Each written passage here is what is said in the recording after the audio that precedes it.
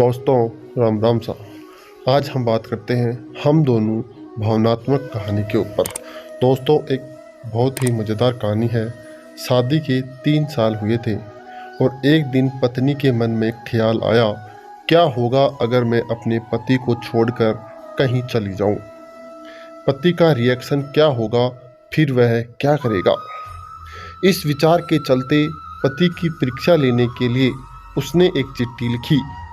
उसमें लिखा, आपके साथ रहकर बोर हो गई हूँ, मुझे अब इस गृहस्थी से कोई लगाव नहीं है, मैं तुम्हारे साथ एक पल भी नहीं रह सकती, इसलिए मैं तुम्हें और इस घर को छोड़कर जा रही हूँ।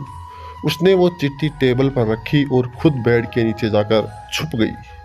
थोड़ी देर बाद पति ऑफिस से घर लौटा।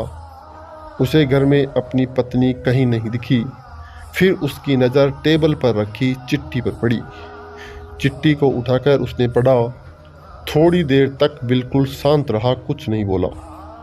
फिर उसने उसी चिट्ठी में पीछे कुछ लिखा और अपने मोबाइल में गाने बजाकर ज़ोर ज़ोर से नाचने लगा।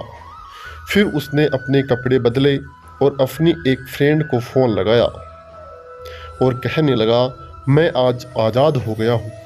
मेरी बीवी को आखिरकार ये एहसास हो गया कि वह मेरे काबिल नहीं है, इसलिए वह खुद ही मुझे छोड़कर हमेशा के लिए चली गई है और मैं अब आज़ाद हो गया हूँ। तुमसे अभी सामने वाले बगीचे में मिलना चाहता हूँ, फटाफट वहाँ आकर मुझसे मिलो। ऐसा कहकर पति घर के बाहर निकल गया। दोनों आंखों में आंसू की धारा लिए पत्नी बेड के नीचे से बाहर निकली। उसके हाथ थर थर काँप रहे थे। कांपते हाथों से उसने टेबल पर रखी वो चिट्ठी उठाई और पढ़ी, जिसमें पति ने लिखा था, अरे पगलेट, तुम्हें तो ठीक से छुपना भी नहीं आता, बेड के नीचे से तुम्हारे पैर दिख रहे हैं। तुम जल्दी से गर्मा गर्म चाय बनाओ, मैं सामने की दुकान से बिस्किट लेकर आता हूँ। मेरे जीवन में खुशी तुम्हारे आने से है और आधी खुशी तुम्हें सताने में है और आधी तुम्हें मनाने में। आखिरकार लास्ट में तो हम दोनों ही साथ रहेंगे ना। कभी हम झगड़े, एक दूसरे की टांग खींचे, एक दूसरे को बुरा भला कहे, फिर भी एक दूसरे पर दादागिरी करने के लिए, लास्ट में तो हम दोनों ही रहेंगे ना। जो बोलना है बोलो, जो करना है करो।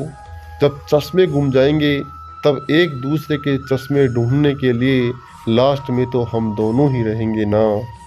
कभी मैं रूठूं तो तुम मुझे मनाना, कभी तुम रूठो तो मैं तुझे मना लूँगा। एक दूसरे को लाड लडाने के लिए तो आखिर में हम दोनों ही होंगे ना। एक नज़र कम आएगा, सुनाई भी कम देगा, तब एक दूसरे में एक दूसरे को ढूंढने के लिए हम दोनों ही होंगे ना। जब घुटनों में दर्द बढ़ जाएगा, कहीं आना जाना भी बंद हो जाएगा, तब एक दूसरे के नाखून काटने के लिए तो हम दोनों ही होंगे ना। मेरे रिपोर्ट तो बिल्कुल क्लियर हैं, आई एम ऑल राइट बोलकर एक दूसरे को चिढ़ाने के लिए आखिर तो हम दोनों ही होंगे ना। जब हम दोनों का साथ छूटेगा, अंतिम में विदाई होगी, तब एक दूसरे को माफ़ करने के लिए आखिर हम दोनों ही होंगे ना। आखिर में सिर्फ हम और सिर्फ हम दोनों ही होंगे ना। दोस्तों, कहानी ख़त्म होते होते बीवी का रो रो कर बुरा हाल हो गया।